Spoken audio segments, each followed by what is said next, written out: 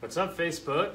How's it going? John Steele here and Brandon Burrow. We are with Steele San Diego Homes, obviously, and we're coming to you today with another episode of Get Real with Real Estate. This is episode 20, and today we're going to be talking about if you're ready to sell your home, how can you as a seller set yourself up for success? What are the different steps you can take to get the most money, and successfully sell your home?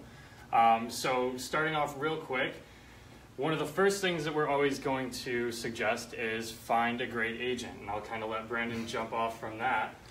Yeah, so you want to make sure that you select a good agent, someone with great market knowledge, someone that knows the neighborhood that you're selling the home, so that you can appropriately price the home, because that's step number one. The seller doesn't decide how much the home is going to sell for, the market does. So. Yeah, and that's a common issue that we see happening all the time. A seller, they've got a lot of happy memories in the home, they've spent a lot of time there, in their eyes, this home is worth, whatever it's worth to them. But like Brandon said, ultimately the market is what determines the value of a home. So as a seller, don't get caught up on, thinking that your home is worth more than it is. That's typically the direction it goes, is, a seller will think that it's worth more than it actually is.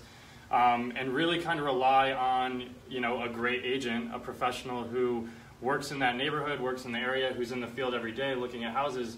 They're going to be able to give you a much better idea as far as the value of your home. And then the other thing I would say is when it comes time to, getting ready to market your home. So we're talking about staging, photos, all that stuff, the different steps that you can take to prepare your home for sale and really have it hitting the most buyers and having it have the most impact on those buyers. So really step one is kind of decluttering your home, getting it cleaned up. So what does that kind of look like, from a seller's perspective? Yeah, you want to make sure, like if you're going to stage it, say you have older furniture, that doesn't work when you're trying to show your home and get the most money for it. So you definitely want to reach out to a staging company. A staging company is going to support you in getting the best setup, layout, and appearance for your home.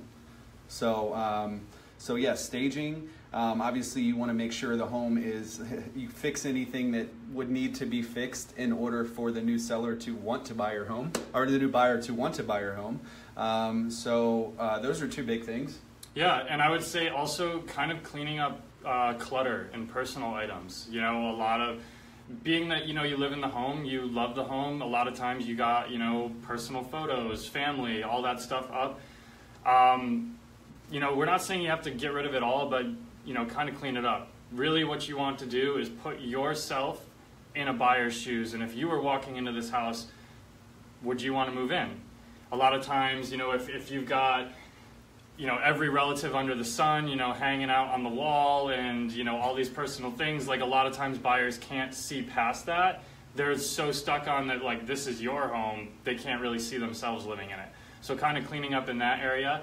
And then, yeah, like Brandon said, taking care of, the little things, like touching up paint, fixing, I don't know, maybe there's like some broken tile or something, or, old carpet that's super dated. Taking care of those little items that it's going to go a long ways, when there's buyers walking through the door. The first thing you don't want them to see is to get caught up on like the dingy carpet, and then like they're not looking at the rest of your beautiful home, where you could have spent a few hundred or a few $1,000s replacing that, and boom, right away, like now there's no more objections.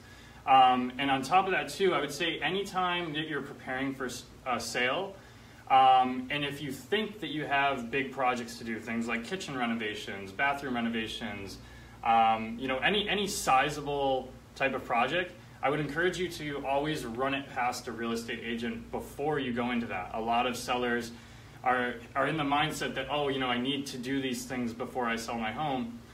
It may not always be the case. It's really a case-by-case basis, but what you don't want to do is kind of invest a lot of this time, money, and energy into redoing a kitchen or redoing a bathroom and then not reap the benefits on the back end. So you want to make sure you're doing smart improvements that are going to add value to your property and ultimately help you with the sale. So yeah, I mean, I think we covered a lot. I don't know, do you have any last minute things to? Yeah. When you're a home seller, you really want to focus on like the five senses, especially when people are walking into your house, right? So you want to focus on what it looks like. You want to focus on what it smells like. You know, is the dog barking next door? Who knows? You know, schedule your open house around that.